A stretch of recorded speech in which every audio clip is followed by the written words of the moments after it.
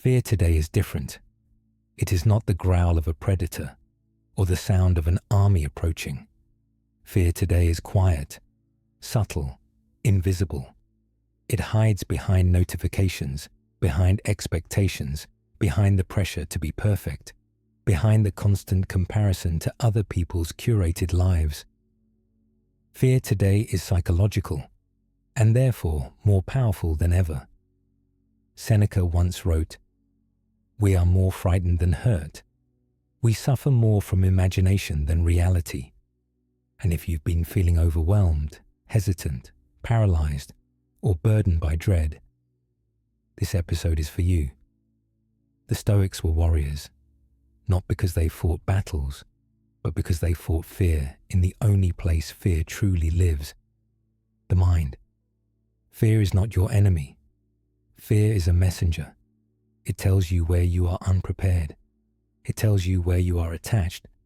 It tells you where you still have growing to do. The Stoics didn't run from fear. They studied it. Epictetus said, "What upsets people is not things themselves, but their judgments about them." So the Stoics separated fear into two categories. 1. Real fear, danger, something that can truly harm you. 2. Imagined fear, worry, stories created by the mind. Stoics taught that 99% of suffering comes from imagined fear. You're not afraid of the situation. You're afraid of your thoughts about the situation, not the conversation, but the possible rejection, not the opportunity, but possible failure, not the future, but losing control of it. Fear becomes a prison when you mistake imagination for reality. Seneca practiced a method that modern therapy now recognizes as revolutionary: premeditatio malorum, rehearsing adversity instead of avoiding fear. Stoics walk toward it in their mind. Seneca wrote, "He robs present fear who has seen its future." Meaning, when you mentally prepare for something, it loses the power to terrify you. Modern culture tries to manifest positivity. The Stoics prepared for difficulty, and that is why they were calm. When you imagine the worst-case scenario and truly accept it, fear loses its teeth, because fear only thrives in what you refuse to face. Marcus Aurelius, the most powerful man in the world, was afraid of failure, betrayal, loss, pain, and death. Just like you. But he had a practice. Every morning he wrote, "Today I will meet ungrateful, arrogant, dishonest, jealous people, but they cannot harm my mind unless I allow them."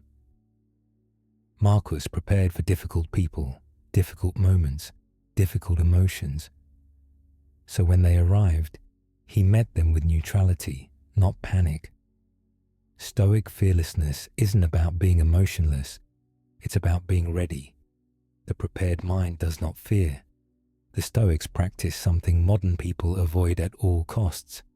They imagined losing what they loved, not to be gloomy, but to deepen gratitude and weaken attachment.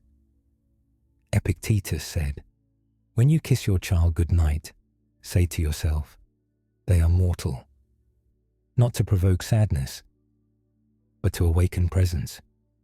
When you fully accept that everything is temporary, fear loses control over you.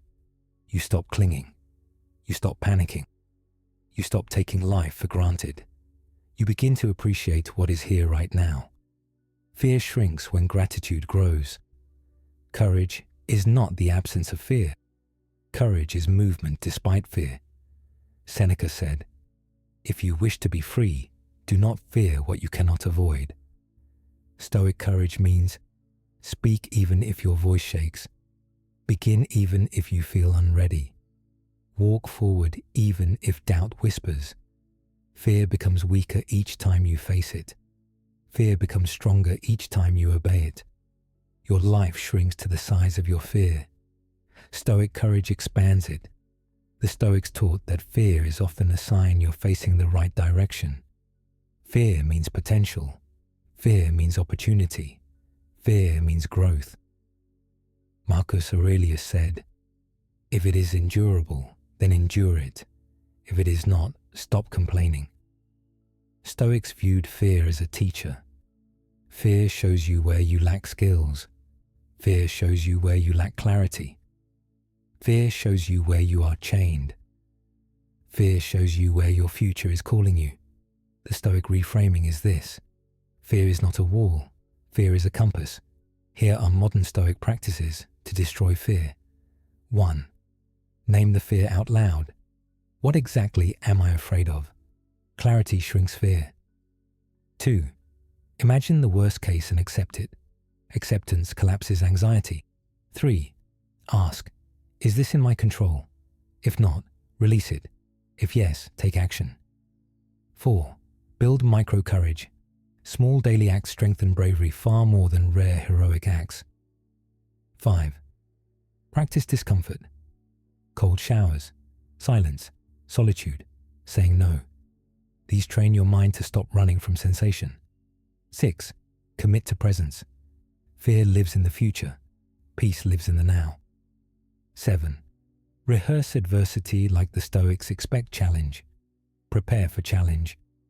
Then challenge loses its power. Epictetus was born a slave.